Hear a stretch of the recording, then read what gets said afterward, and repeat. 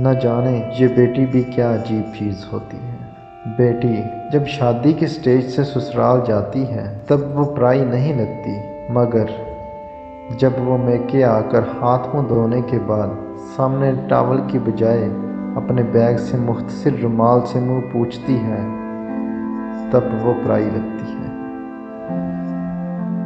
جب وہ باورچی خانے کے دروازے پر نامعلوم سی کھڑی ہو جاتی ہے تب وہ پرائی لگتی ہے۔ جب وہ پانی کے گلاس کے لیے ادھر ادھر آنکھیں گھماتی ہے تب وہ پرائی لگتی ہے۔ جب وہ پوچھتی ہے واشنگ مشین چلاؤں کیا تب وہ پرائی لگتی ہے۔ جب میز پہ کھانا لگنے کے بعد بھی برتن کھول کر نہیں دیکھتی تب وہ پرائی لگتی ہے۔ جب وہ پیسے گنتے وقت اپنی نظریں چراتی ہے تب وہ پرائی لگتی ہے۔ جب بات بات پر غیر ضروری کہکے لگا کر خوش ہونے کا ڈرامہ کرتی ہے تب وہ پرائی لگتی ہے۔ اور لوٹتے وقت اب کب آئے گی کہ جواب میں دیکھو کب آنا ہوتا ہے، یہ جواب دیتی ہے تب ہمیشہ کے لیے پرائی ہو گئی ایسے لگتی ہے۔ لیکن گاڑی میں بیٹھنے کے بعد جب وہ چپکے سے اپنی آنکھیں چھپا کے خشک کرنے والی کوشش کرتی ہے تو وہ پرایا پن ایک جھٹکے میں بہہ جاتا ہے، تب وہ پرائی سی لگتی ہے۔ ارے نہیں چاہیے حصہ بھیا میرا مائکا سجائے رکھنا، کچھ نہ دینا مجھے صرف محبت برقرار رکھنا، بابا کے اس گھر میں میری یاد بسائے رکھنا، بچوں کے ذہن میں میرا مان برقرار رکھنا، بیٹی ہوں ہمیشہ اس کے گھر کی یہ اعزاز سجائے رکھنا، بیٹی سے ماں کا سفر، بے فکری سے فکر کا سفر، رونے سے خاموش کرانے کا سفر، غصے سے تحمل کا سفر۔ پہلے جو آنچل میں چھپ جایا کرتی تھی آج کسی کو آنچل میں چھپا لیتی ہے۔ پہلے جو انگلی پہ گرم لگنے سے گھر کو سر پہ اٹھایا کرتی تھی آج ہاتھ جل جانے پر بھی کھانا بنایا کرتی ہے۔ پہلے جو چھوٹی چھوٹی باتوں پہ رو جایا کرتی تھی آج وہ بڑی بڑی باتوں کو ذہن میں چھپایا کرتی ہے۔ پہلے وہ بائی دوستوں سے لڑ لیا کرتی تھی آج ان سے بات کرنے کو بھی ترس جایا کرتی ہے۔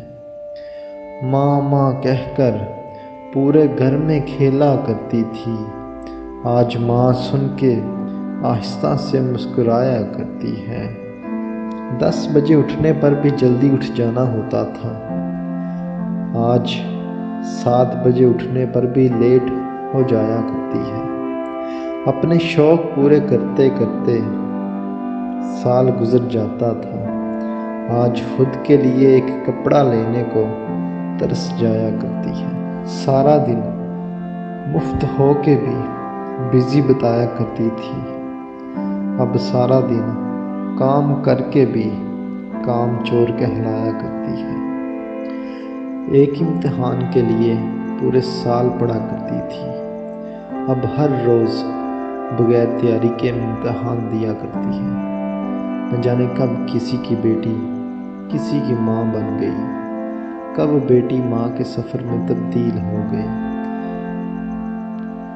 دوستو، بیٹیوں کی امیدوں پہ باپ پورا اترتا ہے، یہ کسی اور کے بس کی بات نہیں۔ بابا مجھے چھوڑ کے گئے تو زمانے نے بتایا جن بیٹیوں کے باپ نہیں ہوتے ان کا کوئی بھی ہمدرد نہیں ہوتا۔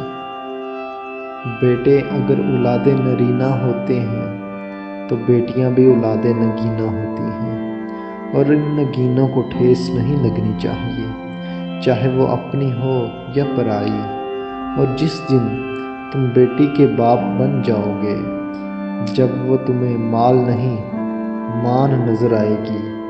ہر بیٹی کا باپ بادشاہ نہیں ہوتا، پر ہر بیٹی اپنے باپ کے لیے شہزادی ضرور ہوتی ہے۔